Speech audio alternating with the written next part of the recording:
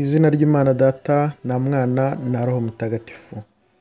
Amasomo n'inyigisho byo kuwa kabiri w'icyumweru cya 20 mu byumweru bisanzwe by'umwaka wa liturujia B. Isomo rya mbere turayisanga mu gitabo cy'umuhanuzi Ezekiel, umutwe wa 28 kuva ku murongo wa mbere kugeza ku wa 10. Ivanjiri yanditswe na Matayo, umutwe wa 19 kuva ku murongo wa 23 kugeza ku murongo wa 30.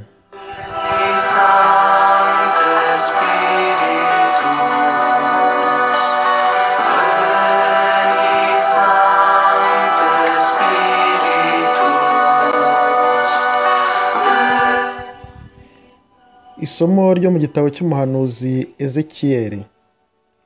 Uhoraho ambwirira ijambo ati, mwana w'umuntu, bwira icyo gikomangoma cy'Itiri uti, dore uko Nyagasani Uhoraho avuze.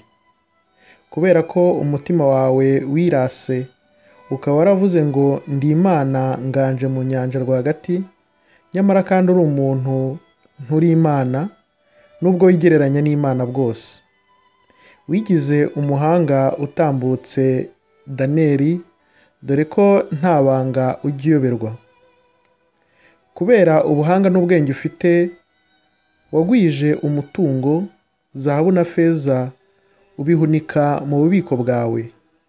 Ubwenge bwawe n'ubucuruzi byatumye wongera umutungo wawe, maze ubukire bwawe butera umutima wawe kwikuza.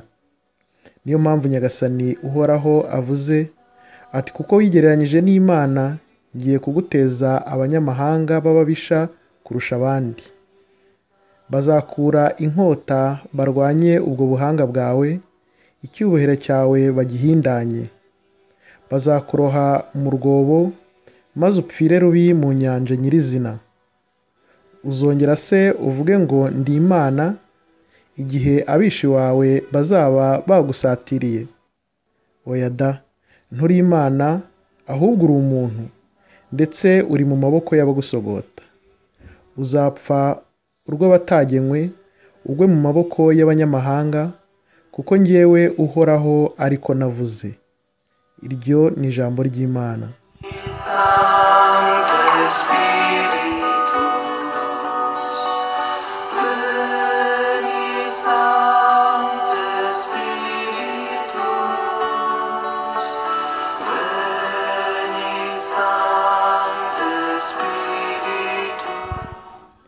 Amagambo yo mu Ivanjiri ntagatifu uko yanditswe na Matayo.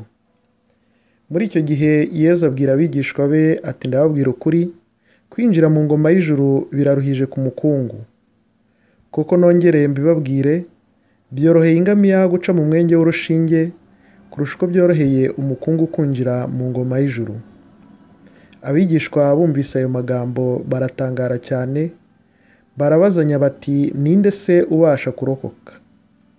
Yesu arabitegereza maze arababwira ati, ku bantu ntibishoboka, ariko ku Mana birashoboka. Nuko Petero araterura aramubwira ati, nkatwe twaretse byose tukagukurikira, tuzamera duti? Yesu arabasubiza ati, ndababwira ukuri, mwebwe mwankurikiye igihe byose bizavugururwa, igihe Umwana w'umuntu azaba aganje ku ntebe y'ikuzo, namwe muzicara ku ntebe 12, mutegeke imiryango 12 ya Isiraheli, n'umuntu wese uzaba yararetse amazu cyangwa abavandimwe cyangwa bashiki be cyangwa se cyangwa nyina cyangwa abana cyangwa isambu ye, abitewe n'izina ryanjye, azabisubizwa inshuro 100, kandi azatunga ubugingo bw'iteka. Abenshi mu ba mbere bazaba aba nyuma, n'abenshi mu ba nyuma bazaba aba mbere. Iyo ni Ivanjiri ntagatifu.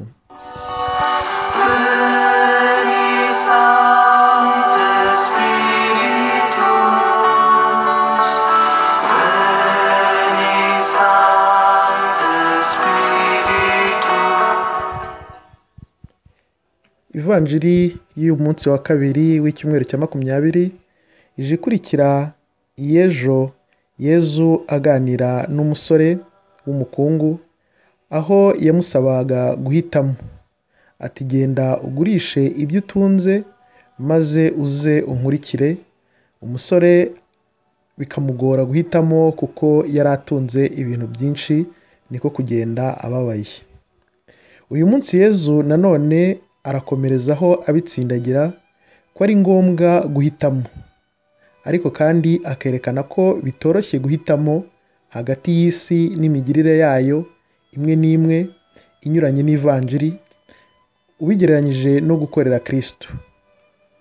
Yabivuze mu kigereranyo avuga ati byoroheye ingamiya guca mu mwenge w'urushinge kurusha uko byoroheye umukire kwinjira mu ngoma y'ijuru. Ariko nubwo bitoroshye guhitamo gukurikira Kristo ukazibukira indi migirire, bisaba ubutwari. Ni uguhitamo, kandi uko guhitamo kukagera ku ndunduro. Yezu mu ivanjiri y'uyu munsi aravuga ko uzahitamo kugeza ku ndunduro azagororerwa karijana. Akeza rero karigura, n'ubwami bw'ijuru buraharanirwa, kandi bigasaba guhora duhitamo, kuko buri munsi tugenda duhura na situwasiyo nyinshi zitandukanye zidusaba guhitamo igikwiye kandi gihesha ikuzo Imana ndetse n'ubukristo bwacu. Mugire umunsi mwiza. Mwari kumwe na Padiri Janvier. Naho ubutaha.